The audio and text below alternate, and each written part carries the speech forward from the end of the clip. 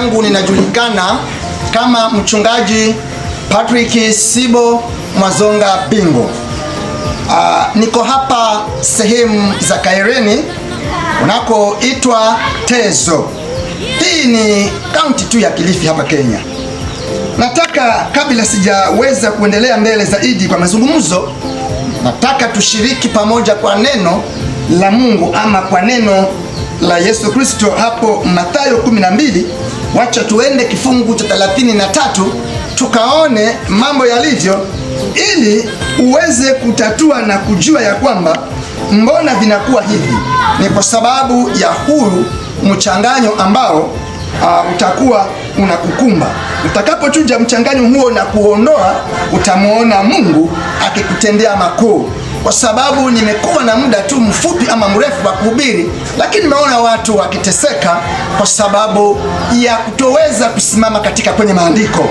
Lakini utakapoweza kujua haya maandiko vizuri na kusimama kwa hayo, Mungu hatakupita, Yesu hatakuacha, Bwana atakufungua, atakuondolea ile mizigo ambayo imekuwa ya kitambo, ulikuwa ukitangatanga nayo na hayang'oki. Mathayo 12:33 inasema hivi: ufanyeni mti kuwa mzuri na matunda yake kuwa mazuri, au ufanyeni mti kuwa mbaya na matunda yake mabaya, kwa maana kwa matunda yake mti utambulikana. Enyi wazao wa nyoka, mawezaje kunena mema mkiwa wabaya?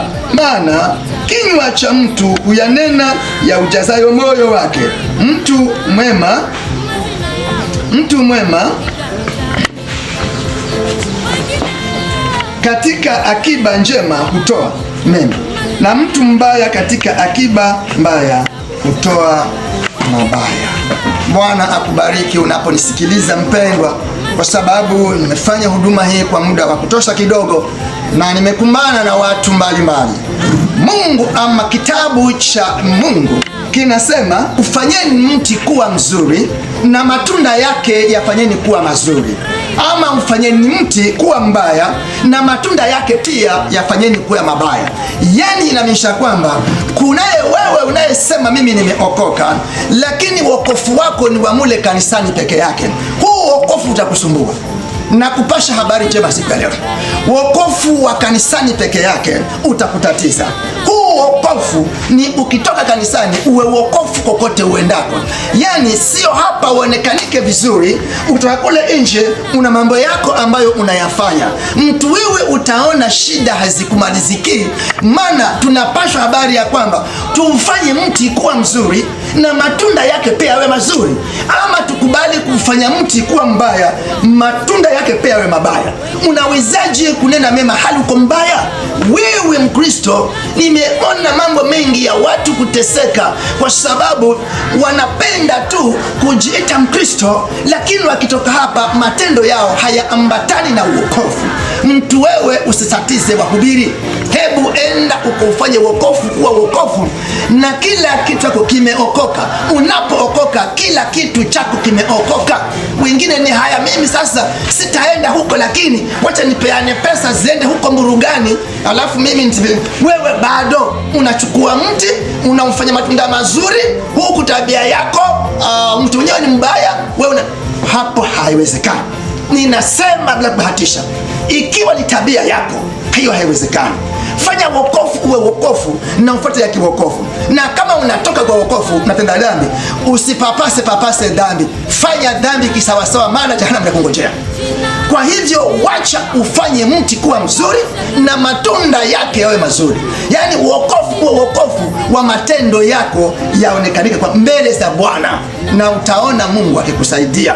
Ndio naambiwa kwamba unawezaje useme mazuri hapa, ukitoka hapa ndio kwanza kufanya mabaya. Wewe umejichanganya, umejikoroga na hautaweza kumuona Bwana. Wacha kutatiza waombezi wewe. wacha kusumbua mahubiri. Hebu fanya wokovu na matendo yako yaambatane na wokovu. Hizi nakupasha habari, maana nimepata habari nyingi hapa za watu wakia kushauriana na kuta kwamba wako kombo na wokovu. Ukienda kombo na wokovu, basi ukiombewa utafanya kafuu, kwa sababu Mungu huheshimu mtumishi wake. Lakini wewe wale unayofanya hayataweza kukufanya wewe upone kabisa. Ndio unaona mambo yako inaenda zigzag. Rekebisha na utaona Mungu atakusaidia. Sasa ikiwa mambo hayo yote yamekukumba na haujaweza kuvuka, na kualika tuje tushauriane mahali hapa. Njoo hapa Chingiriro. Nimesema tayari kwamba shuka Tezo, upande pikipiki inayoangalia macho ya juu na utafute Chingiriro. Mimi niko hapa kuanzia Jumatano mpaka Jumamosi na saa 11. Njoo tushauriane kwanza, uje ufunguke, uje uponywe, uje tuwekane sawa na uende kumwabudu Mungu wako katika roho na kweli kule uendako kanisani kwako. Kwa hivyo njoo tushauriane, maana nimeona watu wengi wakiteseka huku wanasema Yesu ni Bwana. Njoo tushauriane. Kwende ikawa wakati wako wa kupona hujafika, ama kuna vitu ambavyo ni uvirekebishe. Vinahitaji ushauri ili uweze kuvuka. Mimi nimekufikisha habari hiyo ili uweze kufika hapa Chingiriro tushauriane. Wewe Mkenya unayesikia katika sauti hii, unayenitazama, hebu sikia vizuri ili usiteseke kuendelea. Ufanyeni mti kuwa mzuri na matunda yake yawe mazuri. La, fanyeni mti kuwa mbaya, matunda nayo yawe mabaya. Basi hivyo ndivyo ambavyo neno linazungumuza, na limetatiza watu wengi sana, kwa sababu yeye anapenda tu kuja kuombewa. Inagharimu vile umebeba wokovu wako ndio upone kwa haraka, ndio ufanikiwe kwa haraka. Sio ukitoka hapo unaendelegelea huo wizi, unaendelegelea huo urongo, unaendelegelea hiyo shida, halafu unasema nimeokoka, halafu nataka Bwana akuponye, Bwana akufanikishe. Mungu hana upendeleo. Bwana akubariki kwa sababu ya wakati ambao unachukua hatua kuja hapa Kaireni. Tuko na Jumapili ibada zetu hapa, pia kesha Jumanne inapatikana. Ibada yetu ni Jumatano pia hapa saa 11, na utaenda kubarikiwa. Mungu nakutendee mema unapochukua hatua, mpendwa, kuja kuonana na mimi. Bwana ametoa mtu wake hapa Kaireni ambaye Mungu anamtumia katika hizi siku za mwisho. Ubarikiwe na Bwana unapochukua hatua na kufika mahali hapa, na ninaamini sikubahatishi mpendwa. Ukija ukaonana na mimi, ile neema Mungu alinipatia itakusaidia na Bwana atakubariki. Mungu akubariki, maana umesikia. Amen. Barikiwa.